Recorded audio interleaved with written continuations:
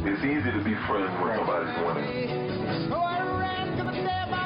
You know, you got to have tragedy in your life to really write an interesting autobiography.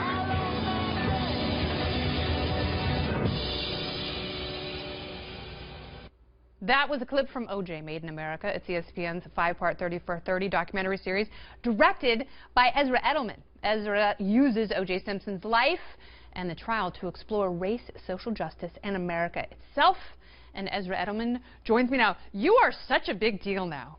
I'm a huge deal. It's really impressive. I get to be on your show. That's right. I've made it. Worked at the 1998 Olympics together. You were a researcher fresh out of college, and I realized as I was doing research on this amazing project, you were in college during this whole trial. I was. And how important was that formative process for you and O.J. Simpson and the case making an impression on your life? Not as much as you might think. I mean, I was in college. Yeah. I probably paid attention to it less because I had other stuff to do. Yeah, sure. And Classes so, and like, whatnot. yeah, you know, I remember watching the chase. I remember watching the verdict.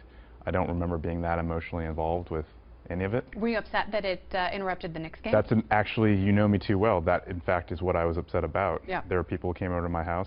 That was during the summer, so I was Yeah. at my parents' house in Washington, D.C. Friends came over to watch the game, turned on the TV, and there was O.J. and the Bronco on the 405, and I was like, what the... I want to watch the basketball game. Go away, Tom Brokaw. Yes. One of the most fascinating things, and it's a theme you explore about O.J. Simpson, and this is one that I can't shake, is his desire to be famous. It wasn't to be the greatest player. It wasn't to be a wealthy person. What did that need for fame do to his overall motivation? Well, I can't speak for O.J. since I don't know the man. You know more about him than probably... Maybe I know him more than you, but having said that, yes, he was driven by that ambition from a very young age, Yeah. and considering where he came from. Does it explain a lot to you? I think it explains a little bit with someone who clearly craves the spotlight, and, Yeah. and you know, there's I think undoubtedly a narcissistic aspect to his personality, Yeah. if not overwhelmingly so. And so, you know, how does that affect you as you go further and further, you know, through life, and people, once you get that fame, that celebrity, and then it snowballs and your life gets easier and easier, and Yeah. you become more entitled and entitled. You know, for him, and I think for other people, it does not affect you in a positive way. Okay, so this was a really interesting statistic that I learned about. In 1995, 15% of African Americans thought that O.J. Simpson was innocent. 15, yeah. 15%, yeah, 15%. But now it's 57%. It's close to what whitey Americans think about O.J. Simpson. Yeah, so the gap is certainly narrowed. What do you attribute that to? A few things. I think, first of all, the civil trial, Yeah. Where there was new evidence found. First of all, he was found responsible for In the the civil deaths. trial, that's in right. the civil trial, Yeah. a year and a half after. Different threshold, but... Very different threshold. You know, you don't have to have a unanimous decision. He had to testify, different jury, all those things. Having said that, he was found responsible, but more importantly, there was new evidence that was brought to light during that trial, where the bloody shoe prints, he was found to have owned those shoes, where they couldn't find the shoes during the trial. So that was more damning.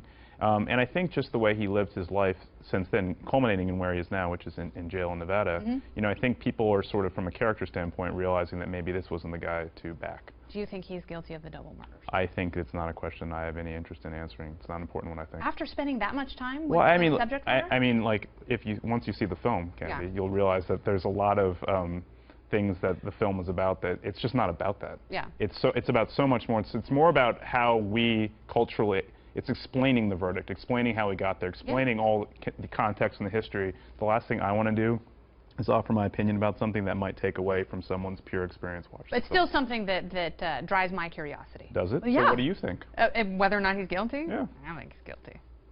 I don't know, man. That whole thing is just crazy. But it certainly, having lived in Los Angeles and having left right before those double murders, I was very familiar with how race relations had completely broken down in the city, and you know, have wondered if this trial was somehow the thing that knitted the racial disparity back together in Los Angeles. It didn't bring anything together. Yeah. And it just manifested the divide.